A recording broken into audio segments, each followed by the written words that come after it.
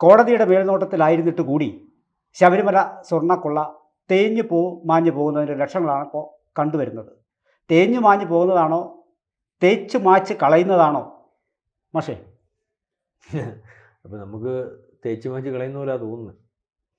ഇതിനകത്ത് ഈ ശബരിമല വിഷയം അസാധാരണമായിട്ട് വന്നൊരു വിഷയമാണ്. ഒരു സുപ്രഭാതത്തിൽ ശബരിമലയിൽ ഇതുപോലെ പാളികളും വാതിൽപ്പടിയും അല്ലെങ്കിൽ ദ്വാരപാലക ശില്പവും കൊള്ളയടിക്കപ്പെട്ടു, അതിനകത്ത് സംശയമുണ്ടെന്ന് പറഞ്ഞുകൊണ്ട് ഒരു കേസ് വരും. അത് കമ്മീഷൻ കണ്ട് ആ കേസ് കൊണ്ട് കൊടുക്കുന്നു. ആ കേസിൽ നിന്ന് തുടങ്ങിയതാണല്ലോ. അപ്പോൾ ഇത് അസാധാരണമായിട്ടുണ്ട്. നിങ്ങൾക്ക് ആരുടെ പ്രലോഭനത്തിൽ കൊടുത്തു, എന്താണ് അതിൻ്റെ മോട്ടീവ് എന്ന് നമുക്ക് ഇതുവരെ മനസ്സിലാവുന്നില്ല. നമ്മളന്ന് ചർച്ച ചെയ്തപ്പോൾ നമ്മൾ പറഞ്ഞു അതെ ഒരുപക്ഷെ അദ്ദേഹത്തിന് വീതം കിട്ടാഞ്ഞിട്ടായിരിക്കും, അല്ലെങ്കിൽ അദ്ദേഹം സത്യസന്ധനായിട്ടുള്ള ഒരാളായിരിക്കും. പക്ഷേ അതിനുശേഷം കോടതിയുടെ ഒരു നീക്കം നമുക്ക് അത്ഭുതപ്പെടുന്നതാണ്. കോടതിയുടെ പുറകെ നിൽക്കുന്നുണ്ടായിരുന്നു. കോടതി ആദ്യമേ തന്നെ ഞങ്ങൾ മേൽനോട്ടത്തിൽ ഈ കേസ് നടത്തിക്കോളാം, എന്നിട്ട് കോടതി തന്നെ ലിസ്റ്റ് തയ്യാറാക്കുന്നു. ഇത്രയും പേര് ഇതിനകത്ത് പങ്കാളികളായിട്ടുണ്ടോ എന്ന് വ്യക്തത വരുത്തണം, ബോധ്യം വരുത്തണം എന്നുണ്ട്. 11 പേരോടും ഉണ്ടായിരുന്നു. അതിനകത്ത് എല്ലാവരെയും ബോധ്യം വരുത്തി വന്നപ്പം ഇപ്പം എനിക്കൊന്ന് മേൽശാന്തി ഒഴികെ ഉള്ള എല്ലാവരും അകത്തായി. അതിനപ്പുറം ഒരാളും അകത്തായിട്ടില്ല. കോടതി ഒരു കാര്യം പറഞ്ഞു. പല ഘട്ടങ്ങളിലും ഈ കേസ് പരിശോധിക്കുമ്പോൾ കോടതി ഓരോ കാര്യം ഇന്ന വകുപ്പ് ഇതിനകത്ത് ചേർത്തുകൂടെ, അല്ലെങ്കിൽ ഈ പറയുന്ന കള്ളപ്പണ ഇടപാടിൻ്റെ വകുപ്പ് ഇതിനകത്ത് വരത്തില്ല, ഇങ്ങനെ ഓരോന്ന് പറയുമ്പോഴാണ് അത് പോലീസിനെ കോടതി പഠിപ്പിക്കുകയോ നിയമം പഠിപ്പിക്കുകയോ വകുപ്പ് ചേർക്കുന്ന ഒരവസ്ഥ ഉണ്ടാവുക. അതിനകത്ത് ഓരോരുത്തരെയും അറസ്റ്റ് ചെയ്യാത്ത എന്താണ് ഒരാളെ അറസ്റ്റ് ചെയ്യാതെ ഏറ്റവും അവസാനം തന്ത്രിയെ അറസ്റ്റ് ചെയ്യുന്നതിന് വരെ കോടതിയുടെ ഡയറക്ഷൻ ഉണ്ടായിട്ടുണ്ടോ, അല്ലെങ്കിൽ അതുകൊണ്ടാണോ അറസ്റ്റ് ചെയ്തത്? അതായത് ഇതിനകത്ത് തന്ത്രി പറയുന്ന വർത്തമാനത്തിന് തന്നെ തന്ത്രി പ്രതിയാണ്. മാത്രവുമല്ല, ഇനി തന്ത്രി ഒന്നും ചെയ്തിട്ടില്ലെങ്കിൽ പോലും ഇതിനകത്ത് ഒപ്പിട്ടാൽ തന്ത്രി അകത്തു കൂട്ടുപ്രതിയാവും. എന്നിട്ട് പോലും തന്ത്രിയെ അറസ്റ്റ് ചെയ്യാൻ വേണ്ടി ഇത്രയും താമസം എടുക്കുന്ന അവസാനം തന്ത്രി അകത്താവുന്നു. ഇതിനകത്തെ പ്രധാനപ്പെട്ട പ്രതി എന്ന് പറഞ്ഞുകൊണ്ട് ഒരിക്കലും രക്ഷപ്പെടാൻ പറ്റാത്ത സമ്മതിച്ചിരിക്കുന്നതാണ് പാപ്പൻ. പാപ്പൻ പറയുന്നത് ഇതിനകത്ത് ഞാൻ ചെയ്തത് വേറെ ചില ആൾക്കാർ പറഞ്ഞിട്ടാണ് ദൈവതുല്യം. അപ്പോൾ ആ ദൈവതുല്യം വീണ്ടും വിളിക്കുക. ആ ദൈവതുല്യനെ പിടിക്കുന്നതിന് എസ് ഐ ടിക്ക് ഇതുവരെ സാധിച്ചിട്ടില്ല. പക്ഷേ ദൈവതുല്യൻ അകത്ത് പോവും. കാരണം ദൈവതുല്യൻ്റെ പറയാൻ വേറെ ആൾക്കാർ കൂടിയിട്ടുണ്ട്, ഇ.ഡി. കൂടിയിട്ടുണ്ട്, തെളിവുകൾ ശേഖരിച്ചുകൊണ്ടിരിക്കുകയാണ്.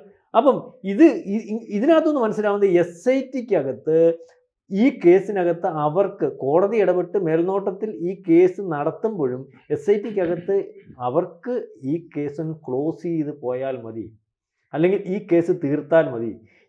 ഈ കേസ് എന്തായാലും വന്നുപോയി, നാളെ കോടതിയിൽ വന്നാൽ ശിക്ഷിക്കുന്ന ഒരവസ്ഥ ഉണ്ടാകരുത്. അതുകൊണ്ടാണല്ലോ ഈ കേസ് ആദ്യമേ തന്നെ പോയെന്ന് നമുക്ക് മനസ്സിലാക്കാൻ പറ്റുന്ന ഒരു കാര്യം. പ്രേക്ഷകരോട് പറയുമ്പം ഈ കേസിനകത്ത് ഒന്നാമത്തെ പ്രധാനപ്പെട്ട കക്ഷിയായിട്ടുള്ള വാസുവിൻ്റെ ജാമ്യാപേക്ഷ മാത്രം നോക്കിയാൽ മതി. വാസുവിൻ്റെ ജാമ്യാപേക്ഷയ്ക്കകത്ത് പറഞ്ഞിരിക്കുന്നു, ഞാൻ ജുഡീഷ്യൽ പോസ്റ്റ് ഉൾപ്പെടെ മന്ത്രിയുടെ പേഴ്സണൽ സെക്രട്ടറി ഉൾപ്പെടെ അല്ലെങ്കിൽ ദേവസ്വം കമ്മീഷണർ ഉൾപ്പെടെയുള്ള പോസ്റ്റിൽ വരുന്നതാണ്. എനിക്ക് അധികാരപ്പെട്ടതാണ് ഞാൻ എഴുതിയത് ചെമ്പുപാളി എന്നുള്ളതാണ്. അത് ചെമ്പുപാളിയായിരുന്നു എന്ന് ഞാൻ ബോധ്യപ്പെട്ടാണ് എഴുതിയത്. അത് സ്വർണ്ണപ്പാളി അല്ലെങ്കിൽ സ്വർണ്ണത്തകിടാണെന്ന് ദേവസ്വത്തിൻ്റെ ഏതെങ്കിലും രേഖകളുണ്ടെങ്കിൽ എനിക്ക് ജാമ്യം തരണ്ട. തീർന്നില്ലേ സാറേ കേസ്? രണ്ടാമത്, ഈ കേസിനകത്ത് ഒരു കേസ് കോടതി പരിഗണിക്കുമ്പോൾ മോഷണ മുതൽ ഉണ്ടാകണം, അതിന് തെളിവുണ്ടാകണം. ഇത് 3/4 കിലോ സ്വർണം കവർന്നെടുത്തു എന്ന് പറയുന്നു. 3/4 കിലോ സ്വർണം ഈ പറയുന്നത് പോലെ സ്മാർട്ട് ക്രിയേഷൻസ് ഉരുക്കിയെടുത്ത്, അല്ലെങ്കിൽ ആ ജ്വല്ലറി എവിടെ നിന്നാണെന്ന് എനിക്കറിയത്തില്ല, അവിടെ പോയി കളക്ട് ചെയ്തിരിക്കുന്നത് സ്വർണം കിട്ടിയിട്ടുണ്ട് 3/4 കിലോ. ഈ സ്വർണം നമ്മൾ പറഞ്ഞ പോക്കറ്റിക്കാൻ മാല മോട്ടിച്ചുകൊണ്ട് കൊടുക്കുമ്പോൾ സ്വർണം കവർന്നിട്ട് കൊണ്ടുവന്ന് വെക്കുന്ന പോലെയല്ല. ഈ സ്വർണം ശബരിമലയിൽ നിന്ന് മോട്ടിച്ചതാണെന്ന് എങ്ങനെ പറയാൻ പറ്റും? അത് പരിശോധിക്കുമ്പോൾ അത്രയും കിലോയിലുള്ള സ്വർണ്ണമുള്ള, അപ്പോൾ അതും തെളിവ് നശിച്ചില്ലേ? അതായത് തെളിവില്ല, ഈ കേസ് കോടതിയിൽ നിൽക്കത്തില്ല. ആ രീതിയിൽ അന്ന് ഇതുവരെ 90 ദിവസമായിട്ട് ഏറ്റവും വലിയ കള്ളൻ, അതായത് ദേവസ്വം ബോർഡിനകത്ത് കൊള്ള നടത്തുന്നതിന് എവിടെയും ഉപയോഗിച്ചുകൊണ്ടിരുന്ന ഈ കാർട്ടലിൻ്റെ ആൾക്കാരായിട്ട്, കാരണം ഇവൻ വേണം എവിടെ മോട്ടിക്കുന്നതിനും മാസ്റ്റർ എഴുതാൻ. ആരാ? മൂരിബാബു. അങ്ങനെ ഞാനങ്ങനെ വിളിക്കുന്നത് മൂരിബാബു. ഈ മൂരിബാബുവാണ് നമ്മൾ പരിശോധിക്കുന്നത്. 2019 മാസ്റ്റർ എഴുതാനുണ്ട്, 2025 അല്ലെങ്കിൽ എവിടെയൊക്കെ ഉണ്ട്, അവിടെയൊക്കെ ഉണ്ട്, എവിടെയൊക്കെ അമ്പലങ്ങൾ കൊള്ളയുണ്ട്, ആ സമയത്ത് കൊള്ളയടിക്കാൻ പ്രാപ്തമായിട്ട് ഒരുക്കാൻ അല്ലെങ്കിൽ മകസർ തയ്യാറാക്കാൻ ആ സമയത്ത് ഇയാൾ ഇവിടെ വരും, ട്രാൻസ്ഫറായി ഇവിടെ വരും, എന്നിട്ട് ഇയാൾ അത് തയ്യാറാക്കുന്നത്. ആ മൂരിബാബു ഇന്നലെ 2 കേസിനകത്തും ജാമ്യം കിട്ടി വെളിയിലായി. കാരണം വാതിൽപ്പടിക്കകത്തും ദ്വാരപാല ശില്പത്തിനകത്ത്. അപ്പം ഇനി പോറ്റിക്ക് ജാമ്യം കിട്ടാത്തതിൻ്റെ ഒന്നിനകത്ത് കിട്ടിയില്ലല്ലോ, അടുത്തതിന് കിട്ടിയില്ലല്ലോ, നമ്മൾ ആശ്വസിച്ചിരിക്കുക. നമ്മൾ ഇന്നലെ ടോക്ക് ചെയ്തപ്പോഴത്തെ നമ്മൾ പറഞ്ഞു ഇയാൾക്ക് ഇറങ്ങത്തോന്നു, അവനെ ഇറങ്ങും, അവനെ 1-ാം തീയതി അറസ്റ്റ് ചെയ്തേ, രണ്ടാമത്തെ കേസിന്റെ അറസ്റ്റ് താമസിച്ചിട്ടുണ്ട്. അവനും 90 ദിവസം കഴിയുമ്പോൾ അവനും ഇറങ്ങും. 90 ദിവസം, അതായത് കോടതിയുടെ കുറ്റമല്ല, കോടതിക്കാരുടെ അവകാശത്തെ ലംഘിക്കാനൊന്നും പറ്റത്തില്ല. കാരണം തെളിവില്ലെങ്കിൽ കോടതിക്ക്, സുപ്രീം കോടതി പറഞ്ഞിട്ട് നമ്മുടെ ഭരണഘടനായിട്ടുള്ള അവകാശമുണ്ട്. ജാമ്യം വേണമെന്ന് പറഞ്ഞാൽ ജാമ്യം കൊടുത്തേക്കും. കാരണം ഇയാളെ ശിക്ഷിക്കണമെങ്കിൽ അത് അതിന്റെ കോടതിക്ക് വിചാരണ കഴിഞ്ഞാലേ ശിക്ഷിക്കാനൊക്കും. അപ്പോൾ ഇതിനകത്ത് ഈ കേസ് വന്നുപോയി, പെട്ടുപോയി, അന്വേഷിക്കണമെന്ന് കോടതി പറഞ്ഞുപോയി, ആ SIT സംഘത്തിനകത്ത് ഞങ്ങൾ ഉൾപ്പെട്ടുപോയി. അപ്പം ആ ഉൾപ്പെട്ട ആ കാര്യം കോടതി പറയുന്നത് കൊണ്ട് ചെയ്യുന്നു. എന്നാൽ ഈ കേസ് എങ്ങും എത്താത്ത രീതിയിൽ അവസാനിപ്പിക്കണമെന്ന് SIT എവിടെയൊക്കെ വെച്ച് തീരുമാനിച്ചതുപോലെ നടക്കുന്നു. ഇതിനകത്ത് ഇനി നമുക്ക് പ്രതീക്ഷിക്കേണ്ടത്, ആര് പറഞ്ഞു, ഒരു ED, അതിനുശേഷം അതിൻ്റെ കെയർ ഓഫിൽ ഒരു CBI വന്ന് ഈ അന്വേഷണം വേറെ ഒരു ലൈൻ. ഇപ്പം ഈ മൂരിബാബുവിൻ്റെ പുറകിൽ ED കൂടിയിട്ടുണ്ട്. അപ്പം ആ ഒരു പ്രതീക്ഷ. അത് ഇന്നലെ തിരുവനന്തപുരത്ത് മോദി വന്നപ്പോൾ പറഞ്ഞൊരു കാര്യം, ഞങ്ങൾ അധികാരത്തിൽ വന്നാൽ ഇതിനകത്തെ കള്ളന്മാരെ മൊത്തവും പിടിക്കും. ഇതിനകത്ത് വേറെ കാര്യമുണ്ട്, നമ്മൾ പറഞ്ഞു പോകുമ്പോൾ ദീർഘമായിട്ട് പറഞ്ഞു, കള്ളന്മാരെല്ലാത്തിനകത്തും ഉണ്ട് സാർ. മോദി ഇന്നലെ ശബരിമല കൊള്ളയുടെ കാര്യം പറഞ്ഞപ്പം ഇന്ന് നമ്മുടെ BJPക്കാർ മൊത്തം അങ്ങ് സമരത്തിനിറങ്ങി. ഇത് എന്നോട്ടേ ഇവന് സമരത്തിന് ഇറങ്ങിക്കൂടെ? ഞാനതിനകത്ത് എനിക്ക് BJPയും കോൺഗ്രസും CPM ഒന്നും എന്നോട്ടേ അതിനകത്ത് സമരത്തിന് ഇറങ്ങിക്കൂടെ? ഞാൻ പറഞ്ഞത് അകത്ത് BJPക്ക് ഏറ്റവും കൂടുതൽ കേരളത്തിൽ BJP ഉണ്ടാക്കുന്നതിനും പ്രയോജനം ചെയ്തിട്ടുള്ളതും വോട്ടിംഗ് ശതമാനം കൂട്ടിയിട്ടുള്ളതുമായിട്ടുള്ളൊരു സമരം എന്ന് പറഞ്ഞാൽ ശബരിമലയിലെ ആചാര ലംഘനത്തിന് ഈ പറഞ്ഞ പോലെ പിണറായി നിന്നപ്പോൾ അതിനെതിരെ സമരം ചെയ്തതിന് BJPക്ക് കെയർ ഓഫ് കിട്ടിയപ്പോഴാണ്. മനസ്സിലായില്ലേ? ആ രീതിയിൽ ശബരിമലയുടെ ഒരു വിഷയം വന്നാൽ ഇവിടുത്തെ ഹിന്ദുവും ഒരുപക്ഷെ ജാതിമത ഭേദമന്യേ എല്ലാവരും ആ സമരം ചെയ്യുന്നതിൻ്റെ കൂടെ നിൽക്കുന്ന ഒരവസ്ഥയുള്ളപ്പോൾ ഈ ശബരിമല കൊള്ളയ്ക്കകത്ത് ഇത്രയും വലിയ ഒരു കാര്യം നടക്കുമ്പോൾ അതിന് വ്യക്തത വരുത്തി താഴെ തട്ട് വരെ ആൾക്കാരെ ബോധ്യപ്പെടുത്തി മുക്കിന് സമരം ചെയ്താൽ അടുത്ത 2026 BJPക്ക് വിചാരിക്കുന്നതിനപ്പുറം പ്രയോജനം ചെയ്യുമോ സാർ ഇവിടെ? എന്നിട്ട് അവർ സമരത്തിനില്ല. അതുപോലെ തന്നെ 2026 ഈ കോൺഗ്രസ് എങ്ങനെയും അധികാരത്തിൽ വരണമെന്ന് പറഞ്ഞ് നിൽക്കുക. ഇതിനകത്ത് CPMകാരാണ് മൊത്തം നമുക്ക് വിചാരിക്കാം. CPM ആണ് ഈ കാർട്ടലിൻ്റെ ഇതിനകത്ത് വ്യക്തത വരുത്തി VD സതീശൻ അതിലേക്കൂടെ പോയിട്ട് 2 പേര് മുഖ്യമന്ത്രിയുടെ ഓഫീസിൽ നിന്ന് ഇടപെടുന്നേ, എന്നിട്ട് പത്രക്കാർ ചെല്ലുമ്പോഴത്തേന് ഓടി കാറേ കയറും. കാരണം വ്യക്തത വരുത്തി ചോദിക്കാൻ പറ്റത്തില്ല. ഈ പ്രതിപക്ഷത്ത് നിൽക്കുന്ന കോൺഗ്രസിന് ഈ സമരം ഏറ്റെടുക്കാൻ പറ്റുമല്ലോ, അപ്പോൾ പ്രതിപക്ഷത്തിനും ഏറ്റെടുക്കാൻ പറ്റുന്നില്ല. എന്തുകൊണ്ട്? അതുപോലെ തന്നെ CPMന് പറയാമല്ലോ. ഞങ്ങളുടെ പാർട്ടിക്കകത്ത് നമ്മുടെ നേരത്തെ സംസ്ഥാന സെക്രട്ടറി പറഞ്ഞു, ഇതുപോലെ ഈ ചില കമ്മ്യൂണിസ്റ്റുകാർ ഇതിനകത്ത് കയറിപ്പറ്റും, അതിനകത്ത് നമുക്ക് വ്യക്തത വരുത്തി തുന്നിച്ചു നോക്കാനൊക്കത്തില്ല. മോഷ്ടാക്കളാവുന്ന ഒരുത്തരും കമ്മ്യൂണിസ്റ്റ് അല്ല. അതുകൊണ്ട് മോട്ടിച്ചവന്മാർ ശബരിമല ഭഗവാന്റെ ഒരു തരി സ്വർണം മോട്ടിച്ചവന്മാർ CPMനകത്തൊന്നും ഉണ്ടെന്ന് കണ്ട് അവൻ്റെ പുറകെ പിന്നെ പാർട്ടിയില്ല എന്ന് പറയുന്ന അവരെ ഈ പറയുന്നത് പോലെ അതിനകത്ത് ഇന്ന ആൾക്കാരുണ്ട്, ശരി, അവരെ പാർട്ടിക്ക് അതൊന്ന് പുറത്താക്കി അല്ലെങ്കിൽ നടപടിയെടുത്തു. അല്ല, ശബരിമല കൊള്ളയ്ക്കകത്ത് ഞങ്ങളല്ല, ഇതിനകത്ത് ആ കൊള്ളക്കാരുടെ കൂടെ CPMൻ്റെ ഭാഗമായിട്ട് നിന്നുകൊണ്ട് പെട്ടുപോയി. ബാക്കി കൊള്ളക്കാർ കോൺഗ്രസിനകത്തുള്ളതാണെങ്കിൽ ഈ പറയുന്ന പ്രകാശ് ഉണ്ടല്ലോ, പ്രകാശിൻ്റെ കാര്യമാണ്, പ്രകാശിനെ വെളിയിൽ കൊണ്ടുവരണ്ടേ, ആൻഡ്വാനെ വെളിയിൽ കൊണ്ടുവരണ്ടേ? ഈ പറയുന്ന സോണിയാഗാന്ധി എന്തിന് ഈ പറയുന്ന പോറ്റിയുടെ കൂടെ നിന്നു എന്ന് വ്യക്തത വരുത്തി പറയാത്തെന്താണെന്ന് പറഞ്ഞുകൊണ്ട് ഈ പറയുന്ന CPMന് സമരം ചെയ്യാമല്ലോ. അപ്പോൾ ഇതിനകത്ത് മനസ്സിലാക്കേണ്ട ഒരു കാര്യം എന്ന് പറഞ്ഞാൽ കോടതിക്ക് താല്പര്യം ഉണ്ടായിരുന്നു, കോടതിക്ക് അന്വേഷണ കമ്മീഷനെ വെക്കാൻ പറ്റും, അവരെ നിയന്ത്രിക്കാൻ പറ്റുന്നില്ല. അതുകൊണ്ടാണ് കോടതി വീണ്ടും പറഞ്ഞത് 98 അന്വേഷിക്കുക. പപ്പം പറഞ്ഞ പോലെ 2004 വേണ്ട, 98. അപ്പോൾ 98 ദീർഘമായിട്ട് ഈ ശബരിമല കൊള്ള നടക്കുന്നു. അതിനകത്ത് BJP ഉണ്ടാവാം, CPM ഉണ്ടാവാം, കോൺഗ്രസ് ഉണ്ടാകാം. അതുകൊണ്ടാണ് സാറേ ഈ ഒരു വിഷയം ഏറ്റെടുക്കാതെ കാക്ക മേലിൽ കൂടെ മറന്നുപോയ പിണറായിയുടെ കാക്കയാണെന്ന് പറയുന്ന സതീശനും അല്ലെങ്കിൽ അങ്ങോട്ടും ഇങ്ങോട്ടും കുറ്റം പറഞ്ഞ ശബരിമല കൊള്ളയ്ക്കകത്ത് ആർക്കും ഒന്നുമില്ലല്ലോ. ഇന്നലെ തന്നെ നമ്മുടെ ബേബി സഹാബിൻ്റെ ഒരു പറഞ്ഞിട്ട് സോണിയ അതിനകത്ത് കാണത്തില്ല കേട്ടോ. സോണിയ അങ്ങനെ സോണിയ അതിനകത്ത് കാണത്തില്ല നീ പുള്ളിക്ക് പറയാൻ പറ്റും. അതുപോലെ കടകംപള്ളി പറഞ്ഞില്ല. അപ്പൊ എന്താണെന്നറിയാം, സോണിയ അതിനകത്ത് കാണത്തില്ല, പ്രകാശം കാണത്തില്ല, അവരിങ്ങോട്ട് പറയരുത്. അങ്ങോട്ടും ഇങ്ങോട്ടും പറയാം. ശിവൻകുട്ടി ഇതിനകത്ത് കള്ളനില്ലാത്തതുകൊണ്ട് ശിവൻകുട്ടി കഴിഞ്ഞ ദിവസം പറഞ്ഞു സോണിയാഗാന്ധിയുടെ അന്വേഷിക്കണം, രാഷ്ട്രീയമായിട്ട് സംസാരിച്ചായിരിക്കും. അപ്പം ഇതിനകത്ത് സാറിന് ശ്രദ്ധിക്കണം, ആ കരുതല് CPMൻ്റെ കോൺഗ്രസ് തന്നെയുള്ള കരുതലും കോൺഗ്രസിന് CPM തന്നെയുള്ള കരുതലും BJPയുടെ നിശബ്ദമായാലും. അതായത് ഇതിനകത്ത് ഈ കൊള്ളയ്ക്കകത്ത് നമ്മൾ പലവട്ടം പറയണം, കോവളം കൊട്ടാരം കൊള്ള ചെയ്തപ്പം ആരും അനങ്ങിയില്ല. VS അജാനൻ പറഞ്ഞു 40,000 കോടി രൂപയുടെ മുതല അത് കൊണ്ടുകിടന്ന് വിൽക്കരുത്, 400 കോടി രൂപയ്ക്ക് 100 കൊല്ലത്തേക്ക് കൊടുത്തു. രമേശ് ചെന്നിത്തലയായിരുന്നു പ്രതിപക്ഷം, മിണ്ടിയില്ല.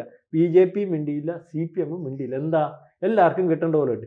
ഇതുപോലെ ഇതിനകത്തും ചില കുഴപ്പങ്ങളുണ്ട്. ഒന്നിച്ചുള്ള കച്ചവടമാണ്, വളരെ ദീർഘമായിട്ടുള്ള കച്ചവടമാണ്. നമ്മൾ പറഞ്ഞതിൽ ഇന്നലെയും നടന്നു, ഇപ്പോഴും നടക്കുന്നു, നാളെയും നടക്കും. അതിനുള്ള സാഹചര്യത്തിലേക്ക് പോകണം. ഈ കേസ് എങ്ങും എത്താത്തൊരവസ്ഥയിൽ മോദി പറഞ്ഞിട്ടുണ്ട് ഞാൻ വന്നാൽ തെളിയിക്കും. അത് അടുത്ത പ്രാവശ്യം പെട്ടെന്ന് വരാൻ പറ്റുന്നൊരവസ്ഥ ഇവിടെ ഉണ്ടോ? എനിക്കറിയത്തില്ല, എൻ്റെ രാഷ്ട്രീയ കാര്യം. ഒരിക്കലും പക്ഷേ ഒരുപക്ഷെ അവരുടെ ഈ പറയുന്ന കോർപ്പറേഷനിൽ അവർക്ക് 5-6 കോർപ്പറേഷൻ ഉള്ളതിൽ ഒരെണ്ണം കിട്ടിയതുപോലെ ചിലപ്പോൾ ചിലതൊക്കെ അവരുടെ മുദ്രകൾ പതിപ്പിക്കാൻ പറ്റുമെങ്കിലും അധികാരത്തിൽ വരാൻ പ്രാപ്തമായിട്ടുള്ള ഒരു സംവിധാനം ഉണ്ടോ എന്ന് എനിക്കറിയത്തില്ല. ഇതിൽ 2-3 സങ്കടങ്ങളാണ് സാർ. എന്തായാലും ഇതുപോലെ ശബരിമല അയ്യപ്പനെ പോലെ അല്ലേ കേരളത്തിൻ്റെ തന്നെ അഭിമാനമായൊരു ക്ഷേത്രം, ആ ക്ഷേത്രത്തിൽ സർവ്വ മനുഷ്യർക്കും ഒരുപോലെ ആക്സസ് ഉള്ള ഒരു ആലയം, അവിടെ ഇത്ര ഭീകരമായ കൊള്ള നടന്നിട്ട് സാർ ഈ പറഞ്ഞ വസ്തുതകൾ വെച്ചാണെങ്കിൽ ഈ കേസ് ഇതോടുകൂടി തീർന്നു എന്ന് വേണം കൂട്ടാൻ. എവിടെ എത്താൻ പോകുന്നില്ല. മനുഷ്യൻ്റെ നീതിബോധത്തെ വലിയ തോതിൽ പരിക്കേൽപ്പിക്കുകയും എല്ലാ മനസ്സിലും നീതി പ്രതീക്ഷിക്കുന്ന ധർമ്മത്തിൻ്റെ പക്ഷത്ത് നിൽക്കുന്ന മുഴുവൻ മനുഷ്യരെയും വേദനിപ്പിക്കുകയും ചെയ്യുന്ന നീക്കങ്ങളാണ്. ഇതിൽ 2-3 ചോദ്യങ്ങൾ ബാക്കിയാവുമെന്ന് എനിക്ക് തോന്നുന്നു. ഇപ്പോൾ എൻ വാസു സുപ്രീം കോടതിയിൽ ചോദിച്ച ചോദ്യം ഉണ്ടല്ലോ, അത് വളരെ ന്യായമായൊരു ചോദ്യമാണ്. വാസു മാത്രമല്ല, അത് നമ്മളൊക്കെ ചോദിക്കാൻ ആഗ്രഹിക്കുന്നൊരു ചോദ്യമാണ്. ഇത് എൻ്റെ കണക്കിൽ, എൻ്റെ ബോധ്യപ്രകാരം അത് ചെമ്പുപാളിയാണ്, ഇത് സ്വർണ്ണപ്പാളിയാണെന്നതിൻ്റെ ഒരു രേഖ. ഇദ്ദേഹം അവിടെ കമ്മീഷണറായിട്ടിരുന്ന ആളാണ്, ദേവസ്വം ബോർഡ് പ്രസിഡൻ്റായിട്ടിരുന്ന ആളാണ്, ഒക്കെയാണല്ലോ.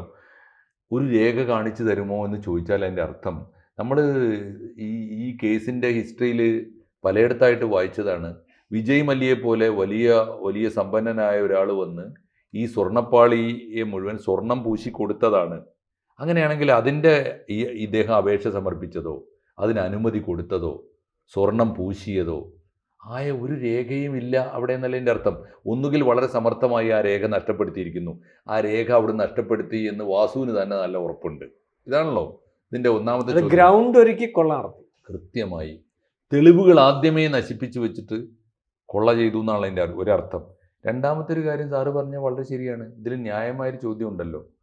ഈ BJP ഇപ്പോൾ അദ്ദേഹത്തിൻ്റെ നരേന്ദ്രമോദി ശുദ്ധ മനസ്സുകൊണ്ടും തീവ്രമായ അദ്ദേഹത്തിൻ്റെ അഴിമതി വിരുദ്ധമായ നിലപാട് കൊണ്ടും ഈ വിഷയം ഗംഭീരമായി സംസാരിച്ചിട്ട് പോയി. പക്ഷേ സാറ് ചോദിച്ചൊരു ചോദ്യം, അദ്ദേഹത്തിൻ്റെ പാർട്ടി എന്തെടുക്കുന്നു, എന്തുകൊണ്ട് മിണ്ടിയില്ല? ഇപ്പോഴാണല്ലോ മിണ്ടാൻ തീരുമാനിച്ചത്, ഇത്രയും കാലം എന്തുകൊണ്ട് മിണ്ടിയില്ല? ഒന്ന്. സമാനമായൊരു ചോദ്യമുണ്ട്. ഈ തന്ത്രിയെ ഭീകരമായി ആക്രമിച്ച് കൊണ്ട് പ്രശാന്ത് സാറ് സംസാരിക്കുമ്പോൾ ഞാൻ പോലും അത്ര വേണമെന്ന് ആലോചിച്ചു. പക്ഷേ BJP പരസ്യമായി ആ സമയത്ത് തന്ത്രിയെ പിന്തുണച്ചു, ഓർമ്മയില്ലേ? BJP പോലെ പാർട്ടി ശബരിമലയെ പോലെ ഒരു സ്ഥലം കളങ്കപ്പെടുത്തിയ ഒരു തന്ത്രിയെ സംരക്ഷിക്കേണ്ട കാര്യമുണ്ടോ?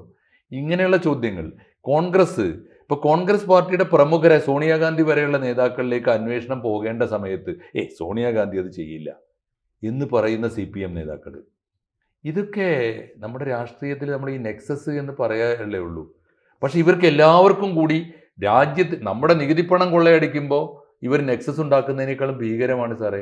എല്ലാ മനുഷ്യനെയും വിശ്വസിക്കുകയും ഭക്തിയോടെ ആരാധിക്കുകയും ചെയ്യുന്ന ദൈവങ്ങളുടെ സ്വത്ത് കൊള്ളയടിക്കുമ്പോഴും ഇവർ നെക്സസ്സാണ്, ഒരു മുന്നണിയാണ്. പിന്നെ ആരിലാണ് പ്രതീക്ഷ? ആരാണ് ഈ ജനാധിപത്യത്തിൽ രക്ഷിക്കുക? ഇതൊരു പ്രധാനപ്പെട്ട ചോദ്യമാണല്ലോ. അത് വല്ലാത്തൊരു വേദന ഉണ്ടാക്കുന്ന ചോദ്യമാണെന്നാണ് എനിക്ക് തോന്നുന്നത്. സാർ, ഇതിനകത്ത് ഇപ്പോൾ സുരേഷ് ഗോപി കഴിഞ്ഞ ദിവസങ്ങളിൽ മത്സരിക്കുന്ന സമയത്ത് അവിടുത്തെ ഒരു ക്രിസ്തീയ ദേവാലയത്തിൽ ഒരു കിരീടം സമ്മാനിച്ചു. അതെ അതെ. എനിക്ക് തോന്നുന്നത് ഒരു എത്ര വർഷം എടുത്ത് കഴിഞ്ഞ് നോക്കിയാലും ഇതിനൊരു ഇൻവേർഡ് ഔട്ട്വേർഡ് ഒരു രേഖകളൊക്കെ ഉണ്ടാവും. അങ്ങനെ പോലും ശബരിമലയിൽ അതാണിപ്പോൾ ചെമ്പ് അല്ല എന്നുള്ളതിന് എന്ത് തെളിവ് എന്ന് അദ്ദേഹം ചോദിക്കുന്നത്. ഒരു ഇൻവേർഡ് ഔട്ട്വേർഡ് അതുപോലും ഇല്ല, നമ്മുടെ ദേവസ്വം ബോർഡിൽ ഇൻവെന്ററിയും ഇല്ല. ഈ രണ്ട് സംഗതികളാണ്. വിലപ്പെട്ട സ്റ്റോർ റൂമിൽ സൂക്ഷിക്കുന്ന അല്ലെങ്കിൽ വിലപ്പെട്ട ഏത് സങ്കേതത്തിൽ ആവശ്യമുള്ള 2 രേഖകളാണ് സാറ് പറഞ്ഞത്. ഒന്ന്, ഇൻ ആൻഡ് ഔട്ട് റിപ്പോർട്ട് വേണം, എന്ത് പുറത്തു പോയി എന്തകത്തേക്ക് വന്നു. രണ്ടാമത്തെ കാര്യം, ഇതിനകത്ത് സൂക്ഷിക്കുന്ന സാധനങ്ങൾ ആസ് ഇറ്റ് ഈസ് എന്തുണ്ട്, അതിനാണ് ഇൻവെന്ററി എന്ന് പറയാം. ഈ 2 കണക്കും ഇല്ലെങ്കിൽ എന്ത് കുന്തമാണ് ഈ ദേവസ്വം ബോർഡ് അവിടെ ഇത്രയും കാലമായി ചെയ്തുകൊണ്ട് എനിക്ക് മനസ്സിലാവുന്നില്ല. അതിൻ്റെ കണക്കെടുക്കാൻ അല്ലെങ്കിൽ ഈ മുരാരി ബാബുമാർ എന്തിനാണ്? ഇവർക്ക് ആവശ്യമുള്ള നേരത്തെ മിനിറ്റ്സ് മാറ്റി എഴുതാൻ വേണ്ടി മാത്രം. മുരാരി ബാബു എന്താണെന്ന് ഞാൻ പറഞ്ഞില്ലേ, മുരാരി ബാബുവിനെ ഉപയോഗിക്കുന്നത് എന്തിനാണെന്ന് മനസ്സില്ല. അപ്പം ഇതിനകത്ത് ഇന്നലെ ഒരു അയ്യപ്പ വിഗ്രഹം കൊടുത്തിട്ടുണ്ട്. കാരണം അയ്യപ്പൻ ഇന്നലെ കൊടുത്ത ഇദ്ദേഹത്തിന് RC കൊടുത്ത അയ്യപ്പ വിഗ്രഹത്തിന് വലിയൊരു അർത്ഥമുണ്ട്. കാരണം ഇത് മഹിഷിയെ വധിക്കുന്ന അയ്യപ്പൻ. അപ്പം അതിന്റെ പുരാണം പ്രേക്ഷകർ തിരക്കട്ടെ. അപ്പം ആ മഹിഷിയെ വധിക്കുന്ന അയ്യപ്പന്റെ ഇതാണ് ഒരുപക്ഷെ RC പ്രതീകാത്മകമായിട്ട് മോദിക്ക് കൊടുത്തത്. അപ്പൊ RC പ്രതീകാത്മകമായിട്ട് മോദിക്ക് കൊടുത്തതിനകത്ത് ഒത്തിരി അർത്ഥമുണ്ട്. മനസ്സിലാവുന്നുണ്ട്, അത്രേ ഞാൻ പറയുന്നുള്ളൂ. ഏതായാലും പ്രേക്ഷകർ അതിൻ്റെ പുരാണം ഒന്ന് വായിക്കുന്നത് നന്നാവും. തീർച്ചയായിട്ടും. ശരി. ഇനിയുള്ള കാലം നമുക്ക് തൽക്കാലം ശബരിമല കേസിൽ വലിയ പ്രതീക്ഷ വേണ്ട, പുരാണം വായിച്ച് ശാന്തി കിട്ടട്ടെ ആളുകൾക്ക്. ശരി. കൂടുതൽ വാർത്തകളും വിശേഷങ്ങളും നിങ്ങളിലേക്ക് എത്താൻ ABC മലയാളം സബ്സ്ക്രൈബ് ചെയ്യുക, ബെൽബട്ടനും അമർത്തുക.